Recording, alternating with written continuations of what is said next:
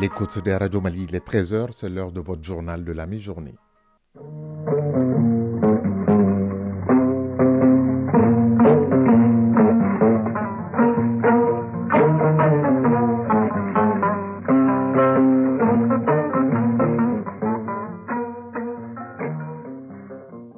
Le journal, Ousmane Daou.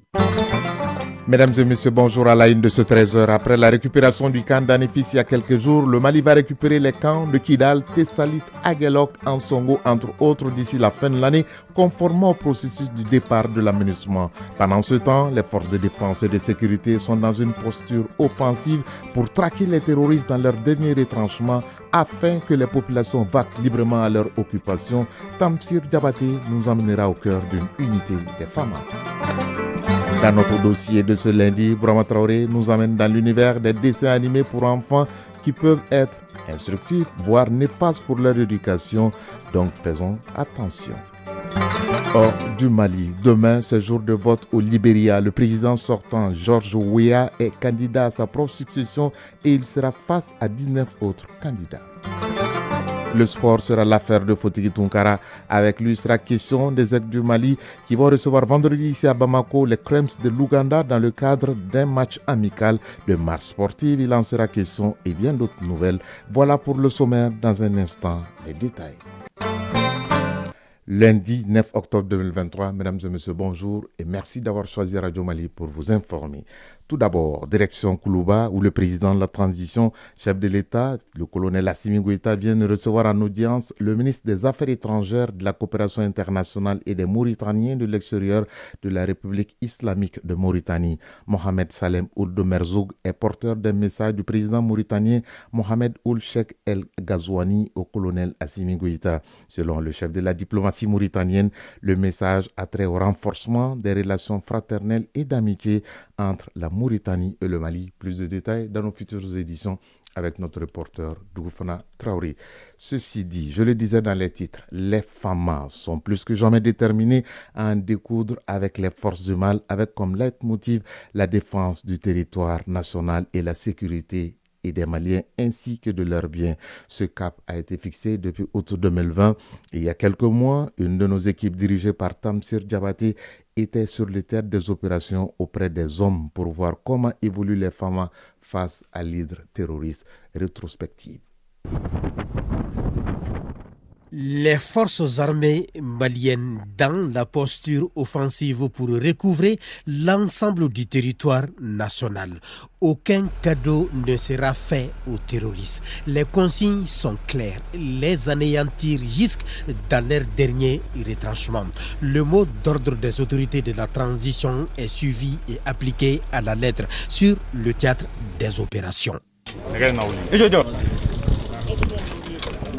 Sur le théâtre des opérations, dans une guerre qui se veut asymétrique, les mouvements de l'ennemi sont suivis dans une bonne coordination entre les troupes au sol et le vecteur aérien, avec à l'appui des drones ultra sophistiqués qui ne donnent aucune chance à l'ennemi.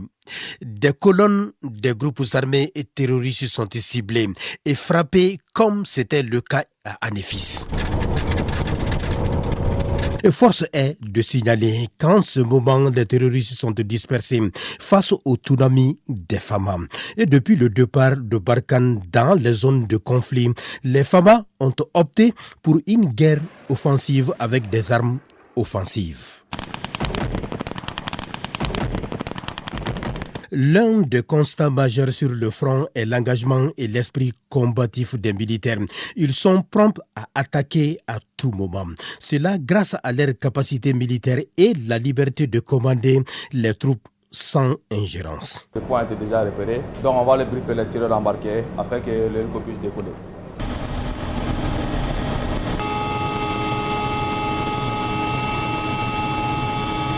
Justement, à chaque instant et à chaque moment, dans une tranchée, des soldats se préparent à l'assaut des défenses adverses. Pas de fausse note, tout est calculé au millimètre près, avec la bénédiction du Tout-Puissant. Difficile pour l'ennemi de résister à l'assaut des FAMA.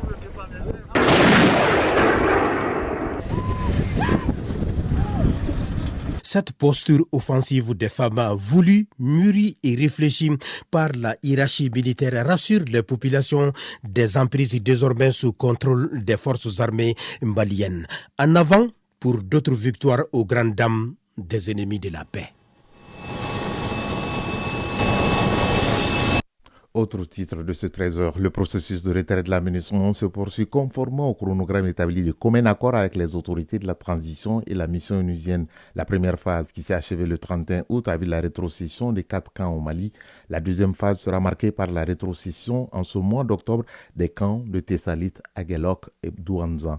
Les camps d'Ansongo, de Mopti et de Kidal seront rétrocédés en novembre. La boucle sera bouclée par ceux de Gao, Tombouctou et Bamako. Les 10 000 conteneurs de la MINUSMA seront regroupés au sein de ces 3 camps pour leur acheminement hors du Mali. Le programme détaillé du retrait de la MINUSMA a été donné par le directeur des organisations internationales au ministère des Affaires étrangères et de la coopération internationale, Madou Diallo, qui était l'invité du journal télévisé d'hier soir de ORTM1. Il répond aux questions d'Ibrahima Traoré. Quand on voit ce qui se passe sur le terrain, ça fait vibrer d'abord la fibre patriotique. Comme vous le savez, un être humain, qu'est-ce qu'il a de plus précieux? C'est sa vie. Donc ce sont des jeunes qui sont aujourd'hui sur le terrain, qui sont prêts à donner jusqu'au sacrifice ultime pour défendre leur pays. Donc pour cela, je pense que ce doit appeler aujourd'hui à l'unité l'ensemble des Maliens pour soutenir les forces de défense et de sécurité dans leur combat pour la stabilité du pays et pour la protection des populations. Alors, dites-nous, Monsieur Diallo, quel est le point aujourd'hui de la mise en œuvre de la résolution 2690 relative au retrait de la MINUSMA, précisément ou concrètement, quels sont les camps ayant prise cédés par la MINUSMA à ce jour aux FAMA? Et donc, à cet égard, ce qu'il faudrait savoir, c'est que nous avons bouclé le 31 août la première phase du processus de retrait. Et vous l'avez suivi à la faveur de cette première phase. Les camps d'Ogosagou, de Ber, de Gundam et de Menaka ont été rétrocédés au gouvernement du Mali.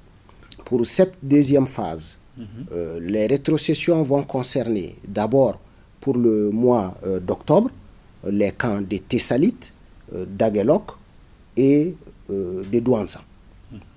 Et ensuite, pour le mois de novembre, ça va être pour les camps d'Ansongo, de Mopti et de Kidal. Maintenant, il va rester 3 camps. Vous allez me dire, principalement, ça va être Gao, Tombouctou et puis Bamako. C'est au niveau de ces camps maintenant que l'ensemble du matériel de la MINUSMA sera regroupé. Et à partir du 1er janvier maintenant, il y a une phase qui va démarrer que l'on appelle la phase de liquidation. Parce que vous savez qu'aujourd'hui, la MINUSMA a sur le territoire malien environ 10 000 conteneurs. Donc, tout cela va être regroupé et ça va trouver en ce moment que aussi bien les personnels civils que les personnels militaires auraient en ce moment à 90% quitté le territoire national. Et les 10% restants vont constituer ce qu'on appelle des unités de garde et les personnels nécessaires au processus de liquidation de la MINUSMA. Dès le 1er juillet, le gouvernement du Mali a mis en place, en relation avec la MINUSMA, un comité qui a un niveau ministériel et également un niveau expert et qui planche naturellement sur ces difficultés. Et les difficultés apparues concernent les questions de rotation, d'autorisation de vol, des questions également de ravitaillement de la MINUSMA. Et je voudrais vraiment vous rassurer que l'ensemble de ces difficultés ont pu trouver une solution dans ces cadres-là qui se réunissent de manière régulière au ministère des Affaires étrangères.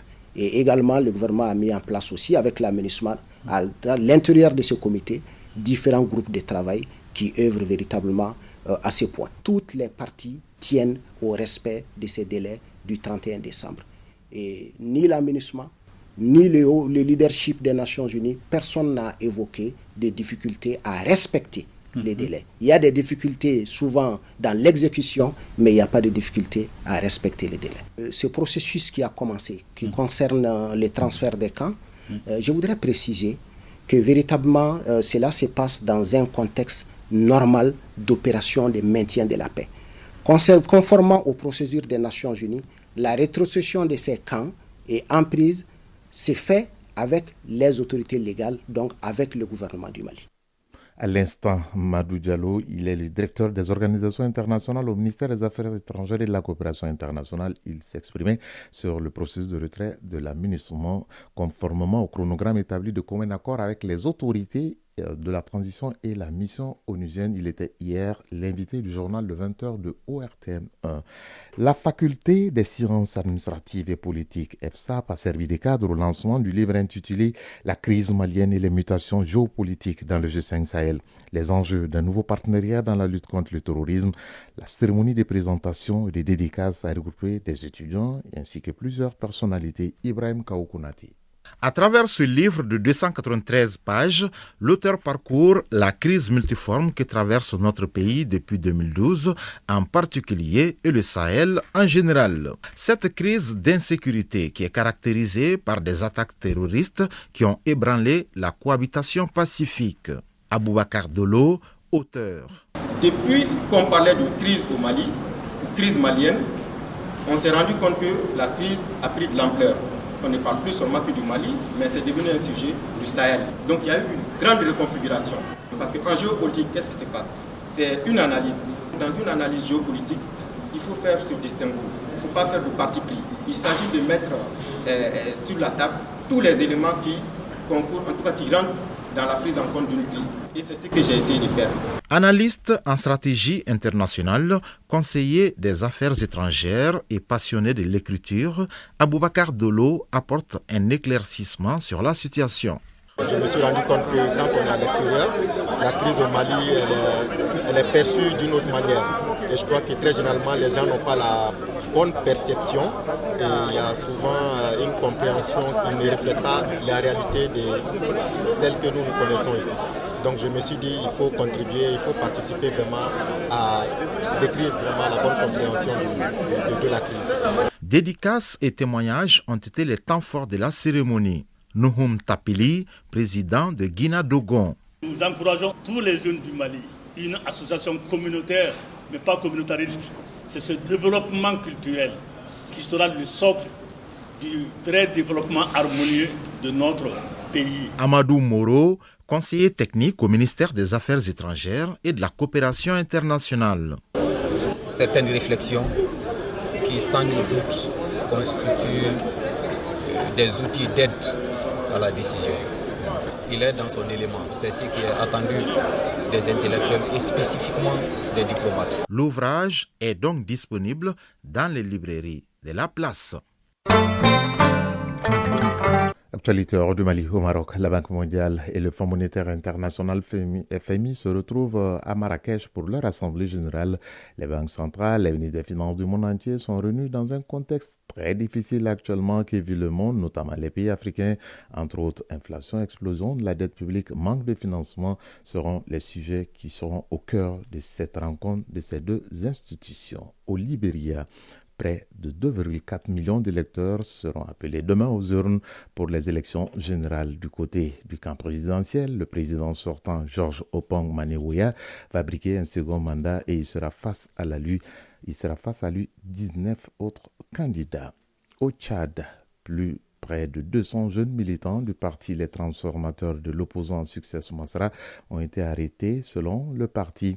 Les autorités affirment de leur côté qu'une cinquantaine de personnes ont été interpellées selon le ministre de la Sécurité publique. Ces militants s'étaient rassemblés dans le but de mener des actions visant à troubler l'ordre public à la veille de l'anniversaire de l'insurrection du 20 octobre 2022.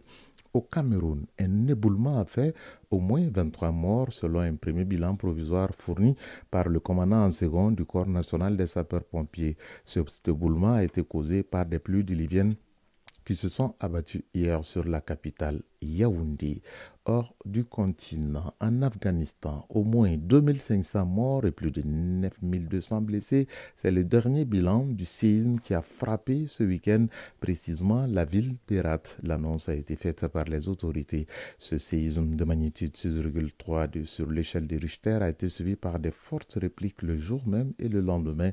Les opérations de sauvetage se poursuivent pour retrouver les survivants. Enfin, en Belgique, retenez que le procès de deux Rwandais s'ouvre aujourd'hui devant la cour d'assises de Bruxelles. Ces derniers sont poursuivis pour crimes de guerre et crimes de génocide des Tutsis en 1994. Il s'agit de Pierre Bassabossé, un actionnaire majeur de la radio-télévision libre Radio des Mille Collines, chaîne de propagande anti-Tutsi, et Séraphin Taïwarwa, haut fonctionnaire au début des années 1990, qui ont été arrêtés en 2020. 13h13, place à notre dossier de tous les lundis. Quel adulte n'a pas eu ce bonheur, voire ce plaisir de regarder son dessin animé préféré? Aujourd'hui, nous sommes également nombreux à partager ces films d'animation avec nos enfants. Les dessins animés permettent d'instruire, d'éduquer, surtout socialiser nos enfants. Au-delà de cette fonction, ils peuvent également influer négativement leur comportement. Le grand format de ce lundi, donc en rediffusion, s'intéresse à cette passion des tout-petits perçus comme un couteau à double tranchant, et il est signé Brahma Traoré. Je m'appelle Gundo Touré. Je m'appelle Ousmane Touré. L'un fait la 5e année fondamentale, l'autre la 3e année. Tous les deux partagent la même passion pour les dessins animés. Gundo Touré, 10 ans, et Ousmane Touré, 8 ans, passent des heures devant les petits écrans à regarder ces films d'animation. Les week-ends ou le soir où on ne va pas à l'école. Parfois, c'est de 8h à 16h ou on commence à 9h. Quand on ne va pas à l'école le soir ou quand on ne va pas à l'école.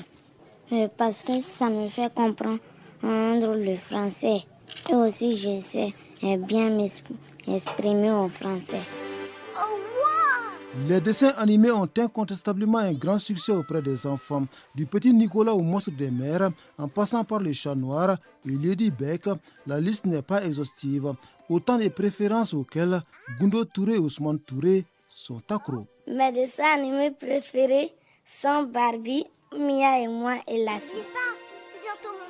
L'apprentissage au cours de l'enfance, dit-on, se fait à travers des processus répétitifs. En regardant les dessins animés, les enfants assimilent et comprennent plus ou moins les messages véhiculés. Le message de Barbie, c'est de croire en soi et de faire ce qu'on te dit. Lassie, c'est une personne qui te dit de croire en toi et d'écouter ton cœur et pour faire les choses que tu aimes.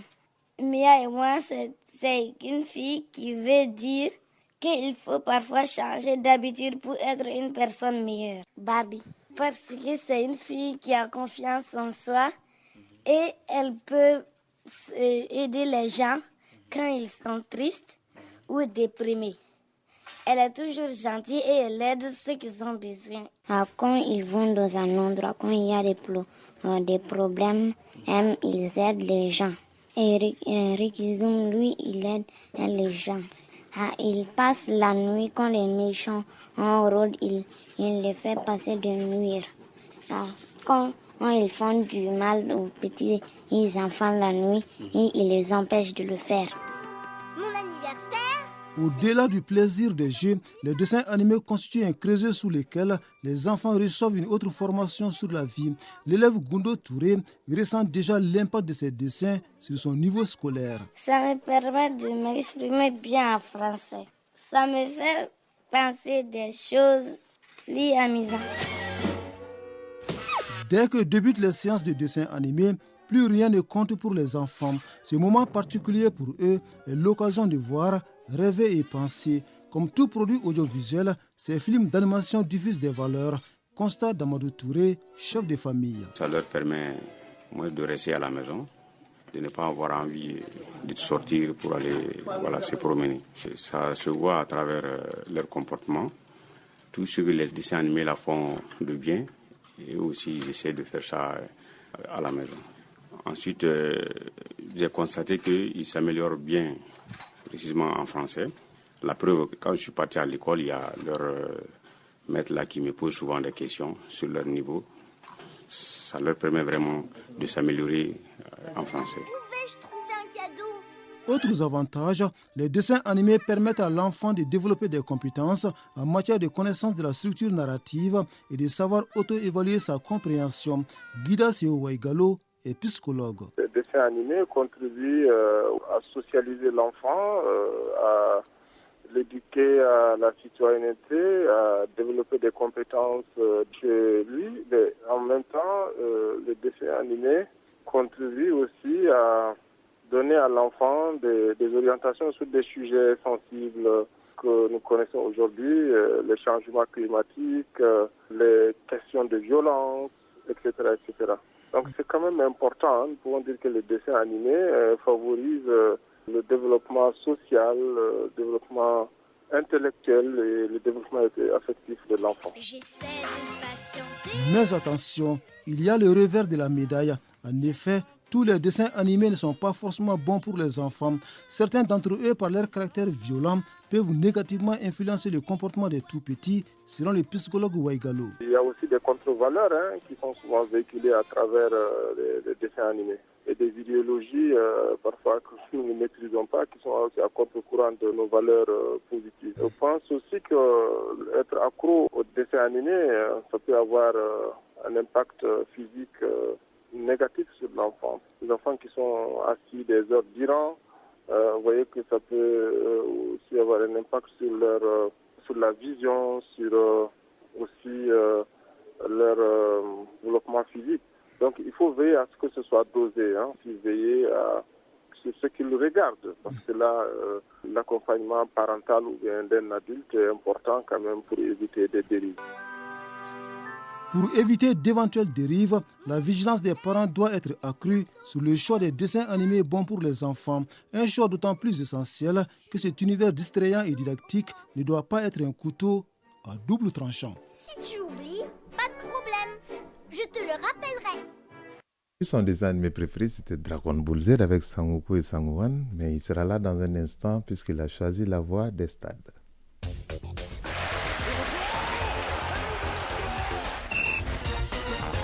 13h19, c'est avec beaucoup de plaisir que je vous accueille dans ce journal Fotigué Tunkara pour la page sportive. Oui, merci bien.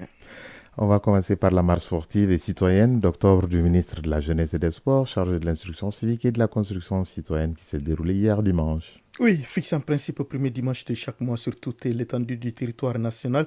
Ce rendez-vous d'octobre de la marche sportive et citoyenne a réuni du monde hier autour du ministre de la Jeunesse et des Sports chargé de l'instruction civique et de la construction citoyenne. En 3 tours du parc national au pied du Mont Koulouba à Bamako, la centaine de participants a parcouru une distance de 5 km pour brûler quelques calories de graisse et de protéines. L'objectif est non seulement de promouvoir le sport à travers l'éducation physique, mais aussi et surtout de favoriser la santé à travers le sport. Préparatif de la CAN Côte d'Ivoire 2023, les Aigles du Mali affrontent ce vendredi ici à Bamako les Creams de l'Ouganda dans le cadre des matchs amicaux et le regroupement des Aigles commence en principe aujourd'hui. Oui, le centre pour sportifs d'élite Ousmane Blini Traoré de Kabbalah étant toujours en chantier, ce rassemblement des aigles se passera comme il est de coutume ces derniers temps dans un hôtel de la place. Début du rassemblement, c'est lundi donc à midi déjà. Et la première séance d'entraînement ce soir à 19h au stade du 26 mars de Rimadio. Le Mali profite de cette fenêtre FIFA d'octobre pour livrer de rencontres amicales internationales. Les poulains du sélectionneur national Eric Chekouchel jouent contre l'Ouganda ce vendredi au stade du 26 mars de Rimadio à 19h. Le lendemain samedi, les Aigles s'envolent pour le Portugal où ils affrontent l'Arabie Saoudite. Mardi, le 17 octobre, toutes ces rencontres s'inscrivent dans le cadre des préparatifs de la CAN Côte d'Ivoire 2023, dont le tirage au sort des groupes est prévu jeudi à Abidjan en Côte d'Ivoire, tirage à l'issue duquel les différentes sélections nationales connaîtront leurs adversaires des poules. Nous ne sommes certes pas dans les secrets de Dieu, mais nous avons déjà quelques certitudes, Ousmane.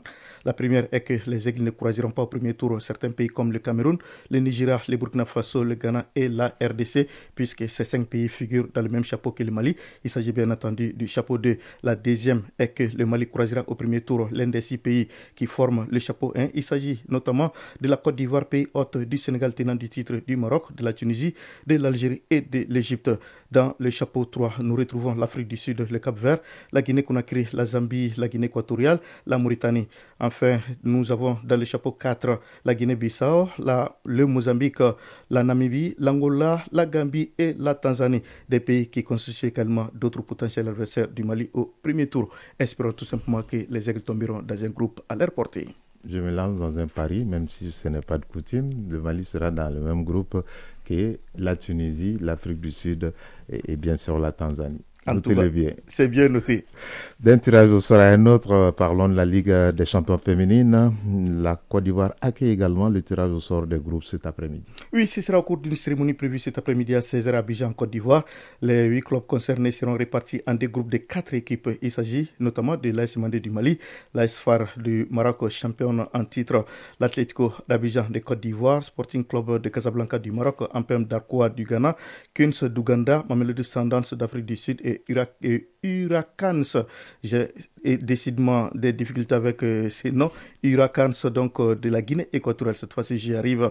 Ousmane, la phase finale donc de cette 3e édition de la Ligue des champions féminines, c'est du 5 au 19 novembre 2023 en Côte d'Ivoire. C'est d'ailleurs la première fois que cette compétition interclub d'élite, la CAF, est organisée en Afrique de l'Ouest.